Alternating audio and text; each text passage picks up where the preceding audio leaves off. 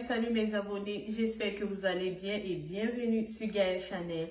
Aujourd'hui, je fais cette vidéo pour partager avec vous comment faire une demande de permis d'études étape par étape. Et oui, il s'agit des différentes étapes à suivre pour pouvoir faire sa demande de permis d'études. Alors, restez connectés, à tout à l'heure.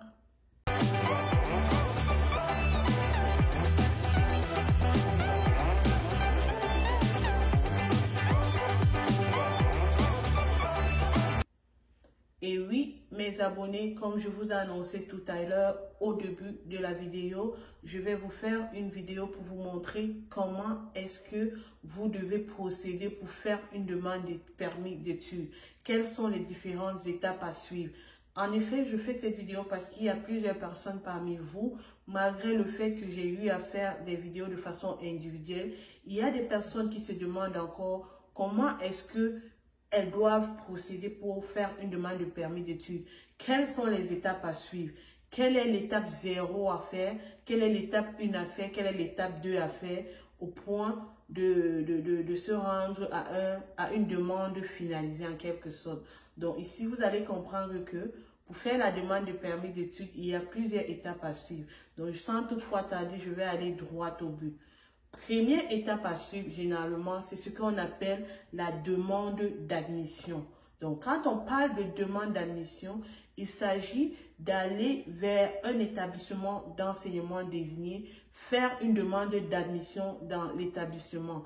Donc, ce processus-là, je sais que vous vous demandez comment faire pour savoir qu'un établissement est désigné. Donc, ne vous inquiétez pas, je vais mettre en bas, au-dessus, en dessous, autant pour moi, je vais mettre au niveau de la description le lien qui va vous permettre d'avoir la liste des établissements d'enseignement désignés. J'ai déjà eu à faire une vidéo par rapport à cela. Donc, vous allez aller parmi la liste des établissements d'enseignement désignés, vous allez faire des recherches au niveau des établissements pour pouvoir savoir quelle est l'école qui fournit la formation qui va vous intéresser. Donc, vous allez solliciter un établissement d'enseignement désigné, choisir l'école qui va vous intéresser. Une fois que vous avez choisi l'école qui vous intéresse, l'élément déjà que vous devez savoir, c'est que vous devez vous fournir, vous devez être en mesure d'avoir une adresse courriel. Ça, c'est quelque chose que vous devez impérativement avoir. Pour quelqu'un qui veut immigrer au Canada, peu importe le programme dans lequel vous allez choisir, vous devez avoir une adresse courriel, également avoir une carte de crédit pour pouvoir effectuer les paiements ou pour pouvoir effectuer les frais de demande que vous allez faire. Donc ça, c'est deux éléments que vous devez savoir. Pour faire votre demande d'admission, vous devez avoir une adresse courriel. Ça peut être une adresse Gmail, ça peut être une adresse Yahoo, whatever, n'importe quoi que vous pouvez avoir comme adresse courriel. C'est très important parce que tout ce que vous allez faire concernant la demande, les correspondances se feront dans certains cas via cette adresse courriel-là. Donc, c'est très important, surtout pour vous qui aimeriez faire votre demande par vous-même. Si ce n'est pas des consultants, ce n'est pas très nécessaire parce que le consultant va se charger d'en avoir une et de s'en occuper. Mais pour vous qui voulez aller vous-même dans votre procédure, vous devez avoir une adresse courriel. C'est très important. Donc, lorsque vous allez solliciter l'établissement, vous allez aller vers cet établissement, faire une demande d'admission. Généralement, les établissements d'enseignement désignés, ils ont leur site et dans leur site, il y a une section qui est réservée à la demande d'admission. Donc, vous allez faire cette demande d'admission là-bas, dans ce site-là. Mais, dans certains cas, ils vont vous permettre de soit vous connecter. Pour ceux qui ont déjà un compte, mais admettons que vous n'avez pas encore un compte, ils vont vous demander de créer un compte pour pouvoir procéder à votre demande d'admission. Et généralement, la création du compte nécessite une adresse courriel. C'est très important. Donc, vous allez créer votre compte. Vous allez fournir, par exemple, un mot de passe, votre adresse courriel. Et c'est avec ce compte-là que vous allez progressivement ou alors dans les futurs jours vous connecter pour pouvoir vérifier l'évolution de votre demande ou alors pour pouvoir téléverser un document, ou alors même pour pouvoir faire une mise à jour si le besoin se présente. Donc, vous allez le faire par la suite. Une fois que vous allez créer votre compte, vous allez suivre les différentes étapes à faire. Il y aura des formulaires à remplir dans le site de l'établissement en question. Il y aura des questionnaires à répondre. Donc, vous allez répondre aux questions qui vont vous être demandées. Dans certains cas, il pourrait arriver qu'on vous demande de téléverser vos documents. Ça peut être vos diplômes, vos relevés de notes. Donc, il va falloir également que vous ayez déjà ces documents-là numérisés. Que ce soit vos diplômes, que ce soit vos relevés de notes, vous devez les avoir numérisés. Dans certains cas, il va falloir les légaliser et les numériser. Vous devez les avoir déjà sur votre ordinateur. Au cas où ça vous est, on vous demande cela, vous les téléversez. Donc, une fois que vous allez remplir le formulaire, répondre aux questions, dans certains cas, vous allez téléverser vos documents. Et pour pouvoir soumettre votre demande, vous aurez la phase où on va vous demander de payer les frais de traitement. Et là, généralement, ça se fait toujours lorsque vous êtes dans votre compte. Donc, dans ce cas, c'est à ce niveau que va intervenir votre carte de crédit. Donc, vous devez avoir une carte de crédit. Pour des personnes qui n'ont pas de carte de crédit, il serait mieux de contacter, par exemple, un proche qui a une carte de crédit pour pouvoir effectuer ce paiement et pouvoir balancer par la suite. Mais c'est très important. Mais cela n'exclut pas que si vous ne payez pas directement en ligne, il y a des établissements, c'est pas tout, il y a des établissements qui offrent plusieurs modes de paiement. Donc, on peut vous demander, par exemple, d'envoyer un chèque. Pour ceux qui n'ont pas pu payer en ligne, vous pouvez envoyer un chèque au moment d'acheminer votre documentation physique. Donc, ça, c'est la phase de la demande d'admission. Une fois que vous avez rempli vos formulaires, admettons que vous avez payé en ligne. Donc, lorsque ça a été payé, votre candidature va être soumise et vous aurez comme une accusée de réception dans votre adresse courriel que vous avez fournie pour vous dire que votre demande a été bien reçue. Donc, dans certains cas, souvent, une fois que la demande a été reçue, on peut vous demander d'acheminer vos documents physiques. Et les documents physiques qu'on vous demande d'acheminer, ça va vous être listé. Donc, pour acheminer ces documents physiques, ça peut être soit par DHL, soit par, du moins, n'importe quelle compagnie qui se charge, qui fait dans le transport. Donc, vous allez acheminer et l'adresse à laquelle vous devez acheminer va vous être également fournie par l'école. Donc, c'est un peu comme ça que vous devez faire pour faire une demande d'admission. Donc, première étape, demande d'admission lorsque vous voulez venir étudier au Canada. La demande d'admission nécessite que vous devez avoir impérativement une adresse courriel et une carte de crédit pour effectuer le paiement. Donc, une fois que vous avez déjà ces deux éléments-là, adresse courriel, carte de crédit, vous allez solliciter un établissement. Une fois que vous choisissez l'établissement, vous vous rassurez que l'établissement va vous donner le programme, va fournir la formation qui vous intéresse. Vous allez dans le site de l'établissement, vous allez dans la section de l'admission, vous créez un compte, vous remplissez le formulaire, vous répondez aux questions qui vont vous être demandées, vous soumettez votre demande tout en payant les frais de demande de traitement. Et l'étape suivante va juste consister à acheminer votre documentation. Ça, c'est la première chose concernant l'admission. Bon, maintenant, une fois que vous avez fait votre admission, vous allez attendre généralement 2 semaines, voire 1 mois, voire 2 mois, surtout pour les étudiants internationaux. Vous allez attendre pour avoir une réponse face à la demande que vous avez faite. Ça peut prendre 1 semaine, 1 mois, 2 mois maximum. Ça, c'est les délais de traitement généralement pour les étudiants internationaux. Et vous devez savoir que si jamais, lorsque vous avez soumis votre demande, il y a eu un document qui est manquant ou bien il y a eu quelque chose que le service d'admission aimerait avoir de vous, le service va vous contacter. Généralement, c'est par votre adresse courriel. Donc, de temps en temps, lorsque vous avez fait déjà une demande d'admission, moi, le conseil que je vous donnerai, c'est de consulter votre adresse courriel de temps en temps, voire une fois tous les 2 jours, voire pour ceux qui n'ont pas la capacité, ne faites pas 1 semaine sans consulter votre adresse courriel au moins 1 ou 2 fois.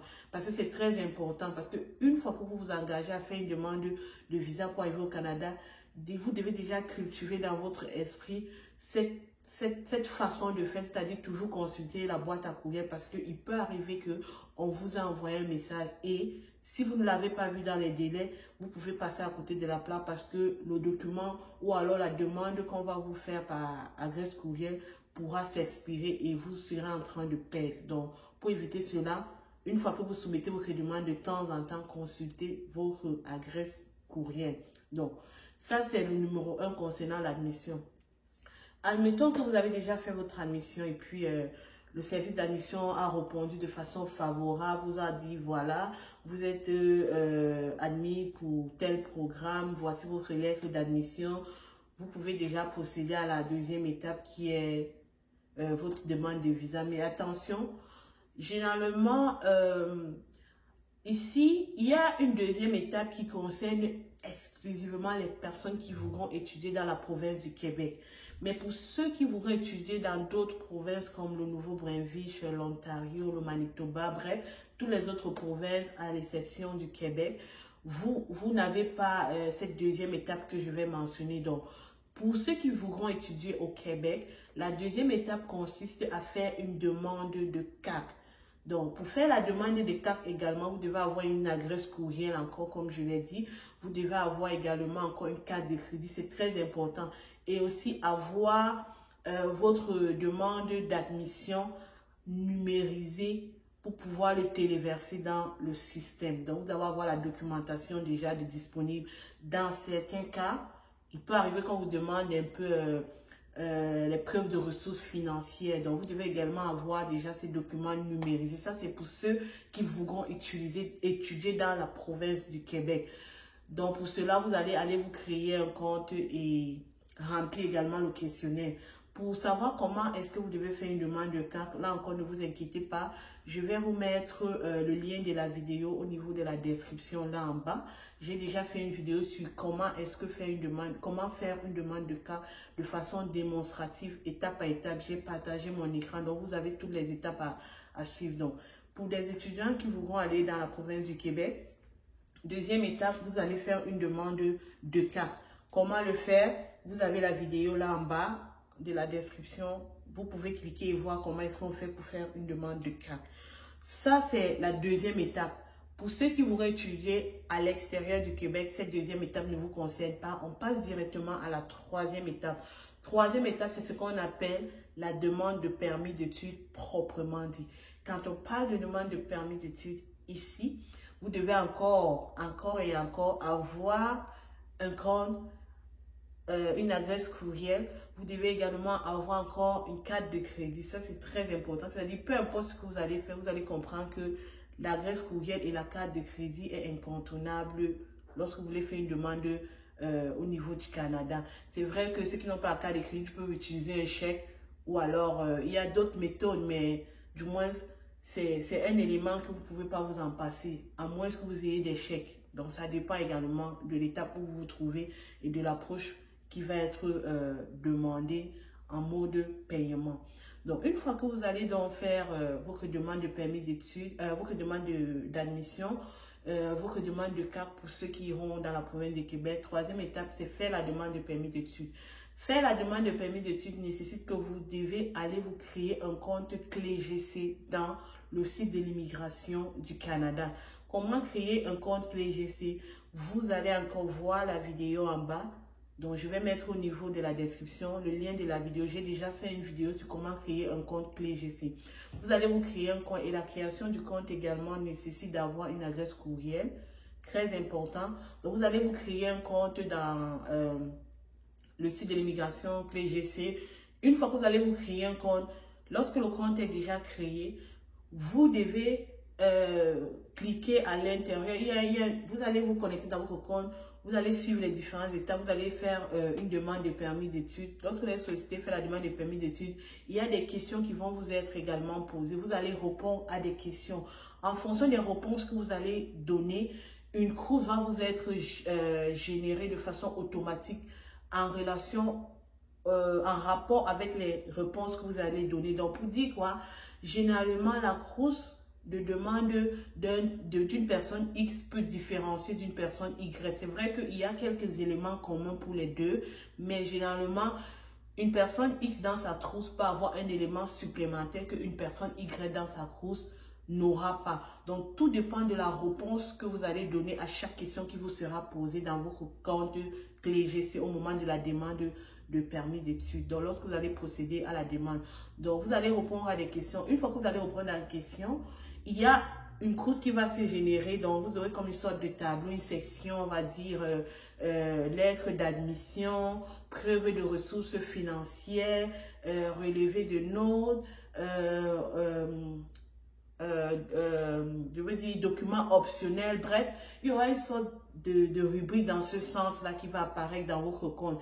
Et généralement, quand ces rubriques-là apparaissent, ça veut dire que lorsque vous serez prêt, lorsque vous aurez préparé la documentation qui a été demandée dans chaque rubrique, vous devez venir encore dans votre compte, vous vous connectez, vous téléversez ces documents-là. Et vous devez également respecter les restrictions de la taille des fichiers. Généralement, les fichiers doivent avoir une certaine taille pour pouvoir être téléversé. Si c'est assez lourd, ça ne va pas le télécharger. Et vous aurez les cas de figure où, Gaël, s'il te plaît, je n'arrive pas à téléverser mon document, je ne sais pas qu'est-ce qui se passe. Généralement, c'est l'un des éléments aussi. Ça peut arriver que le document est assez lourd et assez grand pour pouvoir être téléversé. Ou alors, ça peut arriver que vous avez par exemple mal rempli un formulaire où il manque une information. Donc, vous voyez souvent ce côté-là. Donc, une fois que vous avez vos documents, vous les téléversez à chaque étape, partout où il y a des options, vous téléversez.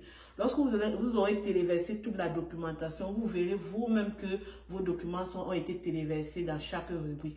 Quand ça a été téléversé, vous pouvez maintenant procéder à la soumission. Donc, vous allez soumettre vos documents. Il y a des boutons en bas qui vont vous permettre de soumettre votre candidature lorsque vous savez que vous avez déjà eu à bien remplir les options, vous avez téléversé la documentation.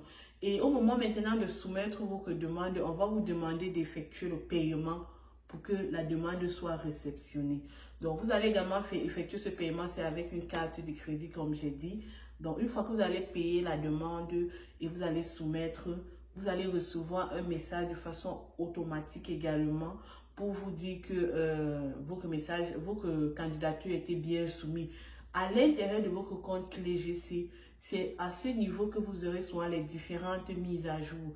Donc, dans votre compte clé GC, vous allez soumettre, vous allez avoir accusé de réception directement. Il y a un endroit qui permet de voir les messages non lus, les messages lus. Donc, c'est à ce niveau que vous allez, par exemple, savoir que vous avez soumis, que votre candidature était bien soumise. Maintenant, pendant que votre demande va être traitée, si jamais il y a une mise à jour, par exemple, vous demandez d'aller faire la biométrie. Généralement, la biométrie, c'est dans les 24 heures qui suivent. Donc, si vous avez soumis, par exemple, une demande aujourd'hui, demain matin, vous êtes censé vous réveiller et voir que dans votre compte, il y a une demande, une lettre, une correspondance qui a été envoyée qui vous demande d'aller faire la biométrie. Donc, vous allez soumettre votre candidature. Plus tard le lendemain, vous revenez vous connecter dans votre compte clé GC. À l'intérieur, vous allez voir qu'il y a un message qui vous demande d'aller faire la biométrie. Et comment faire la biométrie? Généralement, les instructions seront écrites à l'intérieur de la correspondance. Donc, vous saurez comment faire votre biométrie en fonction de votre emplacement géographique et du pays dans lequel vous vous retrouvez. Donc, quand vous avez déjà fait votre demande de permis d'études, vous devez savoir une chose, c'est que ayez le réflexe, encore une fois, de toujours consulter votre adresse courriel. Ça veut dire que quoi? Lorsqu'il y aura, par exemple, une mise à jour, une information supplémentaire ou une correspondance ou un message concernant votre demande de permis d'études, vous devez recevoir dans votre adresse courriel un message venant du site de l'immigration pour vous dire nous avons fait un changement concernant votre demande ou alors nous avons fait des mises à jour dans votre demande. Veuillez vous connecter dans votre compte clé GC pour pouvoir voir de quoi il est question. Bref, à chaque fois qu'il y aura un changement concernant votre demande, vous aurez directement un courriel qui va vous être envoyé dans votre compte. Donc, toujours est-il, vous devez toujours consulter votre adresse courriel et aussi consulter de temps en temps la section des courriels, c'est-à-dire des spams. Parce qu'il peut arriver qu'un message arrive, au lieu que ça va se rendre dans votre boîte de réception, ça va plutôt dans la corbeille, dans les spams. Donc, toujours consulter là-bas. Donc, vous devez savoir que quand vous devez faire un projet d'immigration, vraiment, l'outil informatique, votre ordinateur doit être votre ami de temps en temps pour ne pas manquer quelque chose. Donc, ça, c'est ce que vous devez savoir. Et je sais également que lorsque je parle de demande de permis d'études, il y a également des personnes qui se demandent que c'est quoi le permis d'études, c'est quoi le visa pour étudier. Donc, pour des personnes qui se posent cette question, j'ai déjà également eu à faire une vidéo là-dessus. Donc, je vais mettre le lien de la vidéo au niveau de la description. Vous aurez la vidéo sur comment comprendre quelle est la différence, est-ce qu'il y a une différence entre la demande de permis d'études et la demande de visa étudiant. Donc, vous aurez la vidéo là-dessus. Donc ça, c'est la vidéo que je voulais partager avec vous. En résumé, première des choses à faire, c'est faire une demande d'admission auprès d'un établissement d'enseignement désigné. Deuxième étape à faire, ça concerne juste les étudiants qui vont aller dans la province du Québec, c'est de faire une demande de carte. Troisième étape, ça concerne tous les étudiants qui veulent étudier au Canada, c'est de faire une demande de permis d'études. Donc, sur ce, je pense que j'ai également assez détaillé comment le faire et que vous pourrez également avoir une idée là-dessus. J'espère que cette vidéo va vraiment vous aider. Portez-vous bien, restons connectés pour les prochaines vidéos et surtout, bonne année par anticipation à vous mes abonnés et j'espère que l'année 2023 va être une meilleure année pour vous et que vous aurez de bonnes nouvelles concernant vos demandes de visa, que ce soit des permis d'études, que ce soit des résidents permanents, que ce soit des extractions d'encre express. Et je vous souhaite tout le bonheur et la réussite dans votre projet. Bye bye!